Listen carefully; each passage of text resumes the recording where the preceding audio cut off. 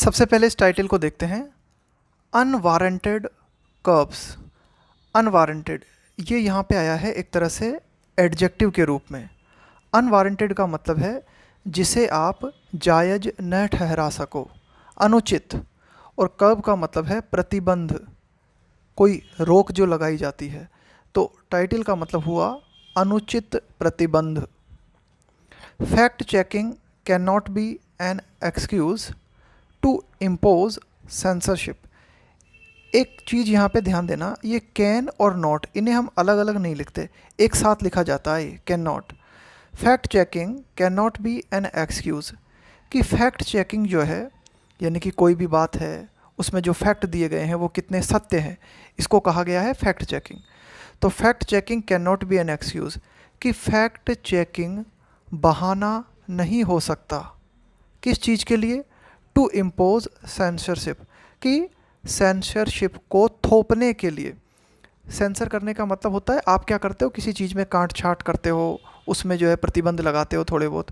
तो censorship impose करने के लिए फैक्ट चेकिंग को बहाना नहीं बनाया जा सकता। The centre's move to create a fact checking unit empowered. केंद्र सरकार का कदम क्या है? केंद्र सरकार का कदम कि क्रिएट किया जाए, किस चीज़ को क्रिएट किया जाए? फैक्ट चेकिंग यूनिट की एक सरकारी यूनिट बनाई जाए जो कि फैक्ट चेक को करने का काम करेगी। वो एम्पावर्ड रहेगी, यानी कि उसके पास ये पावर होगी, उस यूनिट के पास ये पावर होगी to order the removal of fake और फॉल्स और misleading information from digital and social media platform. कि जो भी ऑनलाइन, डिजिटल और सोशल मीडिया प्लेटफॉर्म्स हैं वहाँ पे जो भी फेक सूचना है, गलत सूचना है, मिसलीड करने वाली है, कोई भी भ्रामक जानकारी है, तो उस भ्रामक जानकारी को ये यूनिट जो है रिमूव कर सके, ये पावर उसके पास होगी। तो ये जो स्टेप था केंद्र सरकार का, was never likely to succeed. ये स्टेप जो था वाज नेवर, लाइकली का मतलब होता है ऐसा होने की संभावना है, टू सक्सीड यानी कि ये कदम जो है कभी सफल नहीं होने वाला था। ये जो स्टेप उठाया था केंद्र सरकार ने, इस स्टेप के अगेंस्ट जो है कोर्ट की तरफ से फैसला आया है। यहाँ इस पहली लाइन में हमें ये बताया गया है कि भाई ये जो स्टेप केंद्र सरकार ले रही थी ये सफल नहीं होने वाला था। Justice A.S. Chandurkar of the Bombay High Court struck down. Struck down इसका मतलब होता है हटा देना। ये आपने क्या किया, उस चीज़ को स्ट्राइक कर दिया, काट दिया, हटा दिया। द अमेंडेड रूल का मतलब है यहाँ पे संशोधित नियम। ये देखो, ये जो वर्ब की ईडी फॉर्म है ना, ये एडजेक्टिव का काम कर रही है। अमेंडेड रूल, संशोधित नियम। तो बॉम्बे हाई कोर्ट के जो जस्टिस हैं A.S. चंदूरकर, उन्होंने क्या किया है, ये जो संशोधित रूल था केंद्र सरकार का, इस रूल को हटा दिया है। In a tie breaking ruling after a 2 जज bench in January was split over its constitutional validity. देखो पहले क्या था, ये मामला जब निचली अदालत में था तो जो रूलिंग आई थी, रूलिंग का मतलब होता है फैसला। टाई ब्रेकिंग का मतलब है जैसे 2 जज हैं, एक जज पक्ष में है, एक जज अगेंस्ट में है, तो एक तरह से क्या कहेंगे हम, जो फैसला है वो टाई हो गया, एक तरह से जैसे मैच होता है ना, टाई हो जाना। तो in a tie breaking ruling after a 2 जज bench in January was split over का मतलब होता है किसी बात को लेकर विभाजित होना, विरोधी मत होना, अलग अलग मत होना। इट्स कॉन्स्टिट्यूशनल वैलिडिटी यानी कि केंद्र सरकार का ये जो स्टेप है, क्या ये संवैधानिक दृष्टि से वैलिड है या नहीं है, इस बात को लेकर पहले क्या था, जो निचली अदालत थी वहाँ पर 2 जज जो थे, इसको लेकर उनके डिफरेंट ओपिनियन थे, है ना, जनवरी में। और फाइनली अब बॉम्बे हाई कोर्ट ने जो है पूरा मामला जो है सेटल कर दिया है और एक तरीके से ये कहा है कि भाई इस संशोधित रूल को हटा दिया जाए। In an opinion that makes it a 2-1 decision. In an opinion कि भाई ये मत दिया गया है, that makes it a 2-1 decision, कि ये जो बॉम्बे हाई कोर्ट का डिसीजन है ये एक तरह से 2-1 का डिसीजन है, यानी कि 2 जज इसके पक्ष में है और 1 जज अगेंस्ट है। ही एग्रीड, जस्टिस चंदूरकर जो हैं वो ये कहते हैं, इस बात पे सहमत होते हुए दिखाई पड़ते हैं with the view of justice G S. Patel who had held. अब ये जो जस्टिस जी.एस. पटेल हैं, ये पहले जब मामला निचली अदालत में था वहाँ वाले जज हैं ये जी.एस. पटेल। तो GS. Patel who had held, देखो होल्ड का मतलब होता है किसी चीज़ को कायम रखना, मेंटेन करना। Who had held that the provision violated the right to freedom of expression. तो जस्टिस जी.एस. पटेल ने क्या कहा था कि भाई ये जो नया प्रावधान है केंद्र सरकार का, ये क्या करता है, जो फ्रीडम ऑफ एक्सप्रेशन है, अभिव्यक्ति की जो स्वतंत्रता का राइट है, अधिकार है, उसका वायलेशन करता है, उसका उल्लंघन करता है। प्रोविज़न का मतलब होता है प्रावधान। तो ये बात जी.एस. पटेल ने कही थी और उनकी इस बात से सहमत होते हुए वर्तमान में बॉम्बे हाई कोर्ट के 2 जज दिखाई पड़े हैं। एंड सॉट, और जस्टिस जी.एस. पटेल जो है उन्होंने ये चाहा था, सॉट टू कोर्सिवली क्लासीफाई स्पीच। देखो यहाँ पे हम बात कर रहे हैं इस प्रोविज़न की कि ये प्रोविज़न जो है वो क्या करता है, फ्रीडम ऑफ एक्सप्रेशन का जो अधिकार है उसको वॉयलेट करता है, उसका उल्लंघन करता है। और इस प्रावधान में, इस नियम में चाहा गया है किस चीज़ को, टू कोर्सिवली। देखो कोर्सिव का मतलब होता है जोर ज़बरदस्ती करना किसी के साथ। क्लासीफाई स्पीच एज ट्रू और फॉल्स बेस्ड ऑन वैग, वैग का मतलब होता है अनक्लियर, अस्पष्ट, and undefined terms. Undefined terms का मतलब हुआ ऐसे शब्द जिन्हें ठीक से परिभाषित नहीं किया गया है। तो कुल मिला के वेग एंड अनडिफाइंड टर्म्स जो हैं उनके आधार पे जोर ज़बरदस्ती के साथ आप क्या कर रहे हो, किसी भी चीज़ को सही या गलत के रूप में परिभाषित कर रहे हो, ऐसा इस प्रावधान के तहत चाहा गया था। The rule introduced as an amendment in 2023 to the rules governing information technology intermediaries and digital media ethics. Digital media ethics का मतलब हुआ, एथिक्स का मतलब हुआ यहाँ पे एक तरीके से आचरण, कि जो ऑनलाइन मीडिया है वो किस तरह से अपना जो है आचरण रखे, है ना, अपना उसका कोड ऑफ कंडक्ट क्या होना चाहिए। इसके अलावा कहने का मतलब यह है कि वो रूल्स जो कि गवर्न करते हैं, गवर्न करने का मतलब है कंट्रोल करते हैं, एक तरह से शासन करते हैं। इंफॉर्मेशन टेक्नोलॉजी इंटरमीडियरीज, इंटरमीडियरीज का मतलब है मध्यस्थ, मध्यस्थ का मतलब है जैसे कि फेसबुक है, व्हाट्सएप है, एक्स है ना, फॉर्मर ट्विटर है। तो ये क्या है, ये इंटरमीडियरीज हैं जो कि सूचना को एक तरह से क्या करते हैं, आदान प्रदान करने के काम में आते हैं। तो कहने का मतलब ये है कि ये जो information technology intermediaries and digital media ethics को गवर्न करने वाले रूल हैं, उन्हीं में संशोधन किया गया था और संशोधन के साथ ये नया रूल लाया गया था। मीन्ड, तो ये जो नया रूल था इसका मतलब ये था, the rule meant that once the fact checking unit flagged, flagged का मतलब है चिन्हित कर देना, a piece of information on a social media platform as fake, कि अगर एक बार फैक्ट चेक यूनिट ने किसी सूचना को सोशल मीडिया प्लेटफॉर्म पे फेक के रूप में चिन्हित कर दिया, फॉल्स और मिसलीडिंग, कि ये जो फैक्ट चेकिंग यूनिट है, इस फैक्ट चेकिंग यूनिट ने अगर किसी इन्फॉर्मेशन को जो कि किसी भी सोशल मीडिया प्लेटफॉर्म पे है उसे अगर फेक घोषित कर दिया या फॉल्स या मिसलीडिंग, भ्रामक घोषित कर दिया, तो इस प्रावधान के अनुसार वो प्लेटफॉर्म जो है वो बंधा हुआ था, was bound to, bound to इसका मतलब होता है कि भाई आपको अब ये करना ही पड़ेगा, आप ये करने के लिए बाध्य हो। Was bound to take it down, take it down का मतलब है उसको हटा लेना। तो कुल मिला के अगर इस फैक्ट चेक यूनिट ने ये पाया कि भाई जो भी इंफॉर्मेशन है किसी प्लेटफॉर्म पे वो फेक है, फॉल्स है या मिसलीडिंग है, ऐसा इस फैक्ट चेक यूनिट ने कह दिया, तो फिर इस प्लेटफॉर्म को क्या करना पड़ता, उस सूचना को हटाना पड़ता। फेलियर टू डू सो, अगर ऐसा करने में आप फेल हो जाते हो, यानी कि फैक्ट चेक यूनिट ने कहा कि भाई ये सूचना गलत है, इसे हटाओ, और फिर भी अगर उसे नहीं हटाया जाता है तो उसका परिणाम क्या होगा, would result in its, its आया है यहाँ पे उस प्लेटफॉर्म के लिए, losing its safe harbour protection.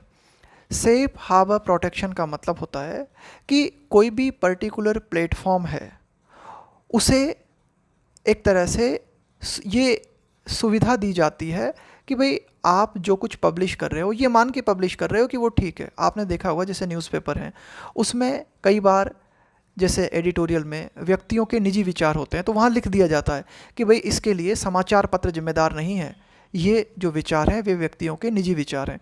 तो उसको बोलते हैं safe harbour protection. Safe harbour protection का मतलब है कि भाई आपके प्लेटफॉर्म के माध्यम से जो सूचनाएं या जो एक्शंस हो रहे हैं वो ये मानते हुए हो रहे हैं कि भाई वे जो स्टेटमेंट हैं या जो सूचनाएं हैं वो सत्य हैं। अब अगर मान लो वो सूचनाएं गलत होती हैं या भ्रामक होती हैं तो एक्शन जो है प्लेटफॉर्म के अगेंस्ट न लिया जाए, उस व्यक्ति के खिलाफ लिया जाए।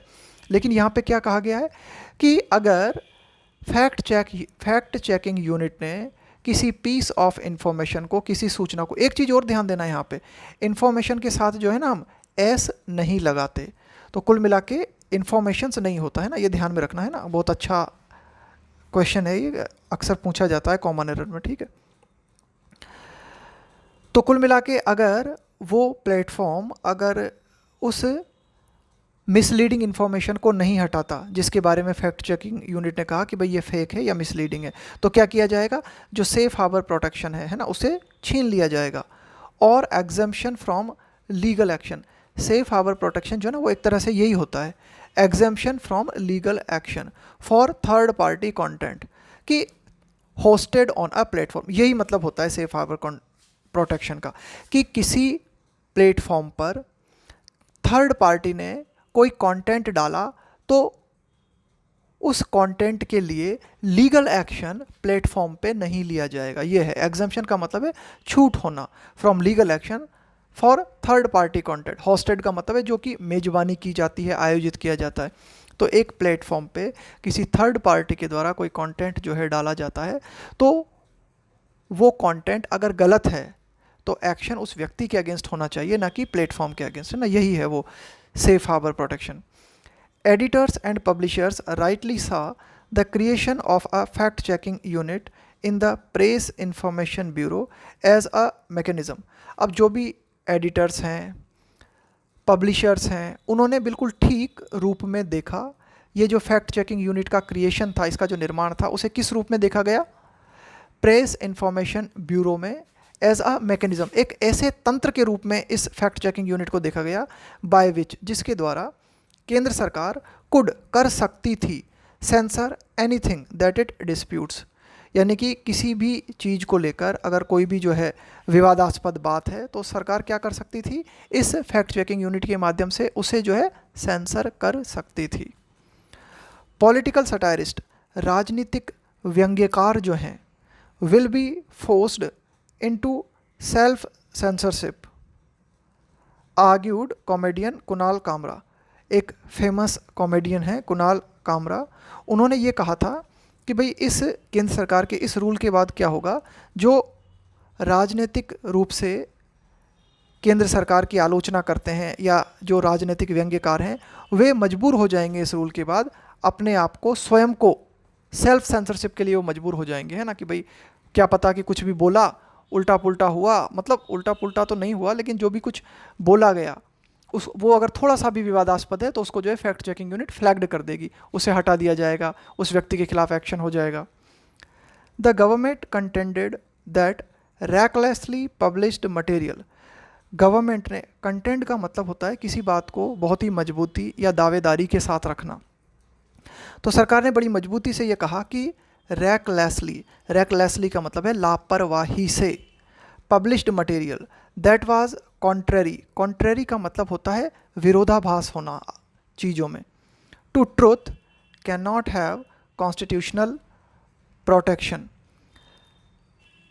सरकार ने इस बात को बड़ी ही मजबूती से रखा कि कोई भी मटेरियल जो कि बहुत ही लापरवाही के साथ पब्लिश किया जाता है और जो सच के अगेंस्ट है उसे संवैधानिक प्रोटेक्शन नहीं दिया जा सकता।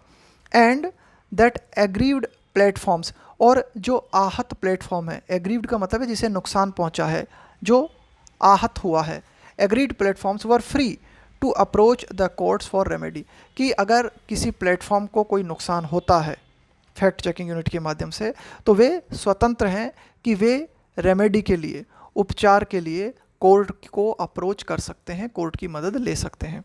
हाउएवर, हालांकि 2 ऑफ द 3 जजेस बॉम्बे हाई कोर्ट में, ये जो 3 जज की बेंच थी उसमें से 3 में से 2 जज जो हैं उन्होंने ये पाया कि ये रूल जो है वो अनकॉन्स्टिट्यूशनल है, असंवैधानिक है।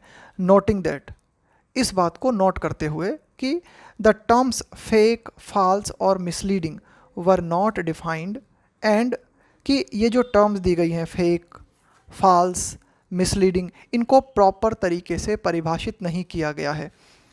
And there was no scope for redress. Redress का मतलब होता है कि भाई आपकी कोई समस्या है, उसका समाधान करना, उसका उपचार करना।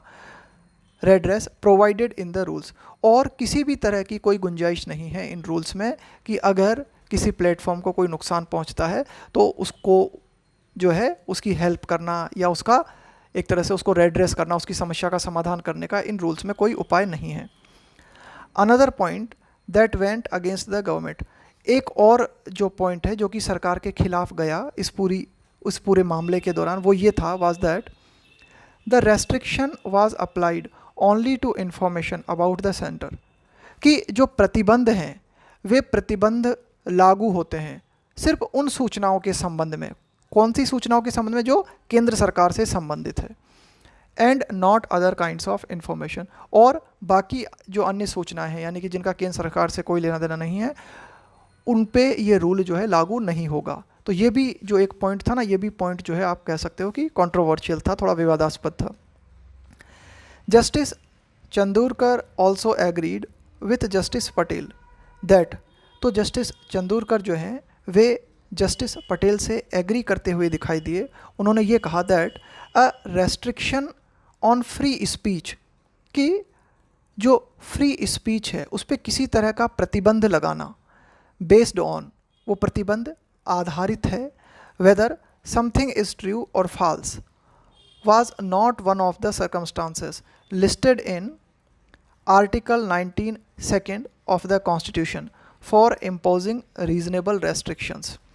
देखो ये जो आर्टिकल 19 है ये क्या देता है हमें? फ्री स्पीच का अधिकार देता है, ठीक है, आपको अभिव्यक्ति की स्वतंत्रता देता है। लेकिन इस अभिव्यक्ति की स्वतंत्रता का ये जो अधिकार है इसमें क्या किया जा सकता है? इम्पोज का मतलब है ज़बरदस्ती थोप देना किसी चीज़ को। रीजनेबल रेस्ट्रिक्शन, कि कुछ विशेष परिस्थितियों में वाजिब प्रतिबंध जो हैं वे लगाए जा सकते हैं।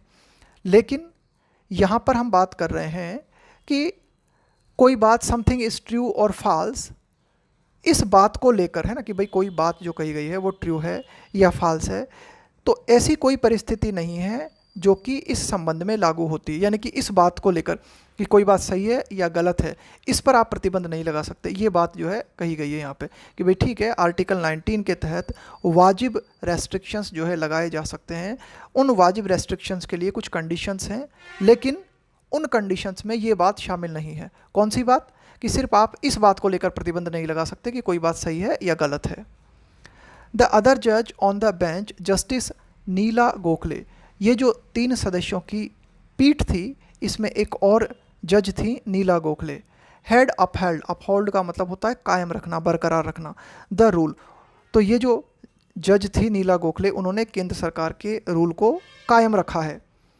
होल्डिंग दैट, है ना, इस बात को होल्ड करते हुए, ये मानते हुए that it was not vaguely worded, उनका कहना है कि भाई ये जो नियम है वो अस्पष्ट रूप से वर्डेड नहीं है, यानी कि इसके जो भी बातें इस रूल में कही गई हैं वो साफ साफ कही गई हैं। And that there was no bar, bar का मतलब होता है एक तरह से लिमिट कर देना, रेस्ट्रिक्शन लगा देना, प्रतिबंध लगा देना, on a platform publishing a disclaimer to retain its safe harbour protection. अब जस्टिस नीला गोखले ने कहा कि भाई इस तरह की कोई रोक प्लेटफॉर्म पे नहीं है, यानी कि कोई प्लेटफॉर्म अगर वो कुछ पब्लिश कर रहा है तो वो एक डिस्क्लेमर डाल सकता है। आपने देखा होगा कोई मूवी होती है, कोई सीरियल होता है, उसमें डिस्क्लेमर आता है। डिस्क्लेमर का मतलब है कि भाई ये जो दिखाया जा रहा है ये सत्य नहीं है, या फिर ये जो बात दिखाई जा रही है इसका प्लेटफॉर्म से कोई संबंध नहीं है, ये जो है किस व्यक्ति के द्वारा डाला गया है ना। तो इस तरह का एक डिस्क्लेमर, एक तरह की वैधानिक चेतावनी जो है दे सकते हो आप। टू रिटेन, बनाए रखने के लिए।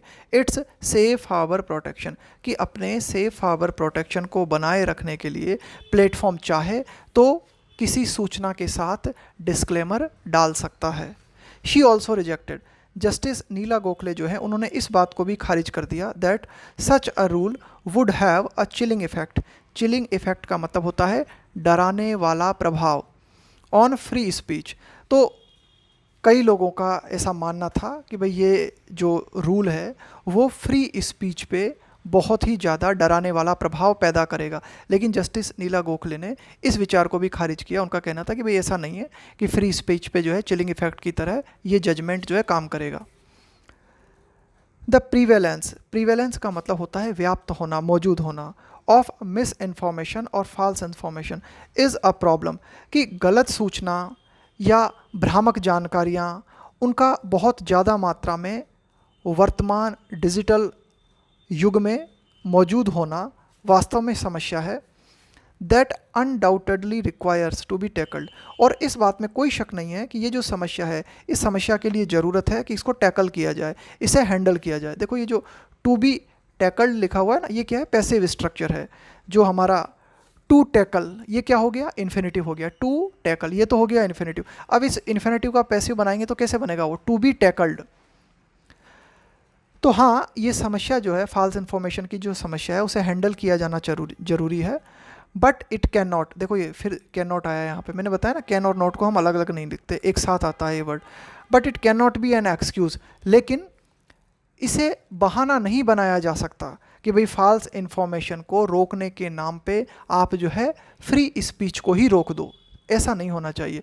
तो कहने का मतलब ये है कि ये जो फॉल्स इन्फॉर्मेशन है इसको बहाना नहीं बनाया जा सकता। टू क्रिएट अ मैकेनिज्म, एक ऐसा तंत्र क्रिएट करने के लिए बाय विच, जिसके द्वारा सरकार जो है जज बन जाए और सरकार ही डिसाइड करे in its on cause. In its on cause का मतलब है कि सरकार से संबंधित जो कारण हैं, सरकार से संबंधित जो बातें हैं, उन्हीं बातों में क्या बात सही है क्या गलत है इसको डिसाइड करने वाली भी ही सरकार बन जाए। ऐसा नहीं होना चाहिए इस रूल के माध्यम से कि। और द सोल आर्बिटर, सोल का मतलब है ओनली, आर्बिटर का मतलब होता है जज या पंच भी कह सकते हो आप इसे हिंदी में। Of what information about itself is misleading, यहाँ इटसेल्फ आया है सरकार, कि सरकार के खुद के संबंध में कौन सी जानकारी भ्रामक है, ये डिसाइड करने वाली पंच, ये डिसाइड करने वाला जज भी अगर सरकार ही बन जाए तो हम कहेंगे कि ये रूल जो है एक तरीके से उसका दुरुपयोग हुआ। तो यही बात यहाँ पे कही गई है कि भाई ठीक है फॉल्स इन्फॉर्मेशन है और इसको टैकल करने के लिए हमें कुछ करने की ज़रूरत है, लेकिन फॉल्स इन्फॉर्मेशन को टैकल करने के नाम पर एक ऐसा तंत्र जो है लेके आना जिसके माध्यम से सरकार ही जज बन जाए अपने से संबंधित मैटर्स के लिए, तो ये ठीक नहीं है। तो ये था हमारा आज का एडिटोरियल।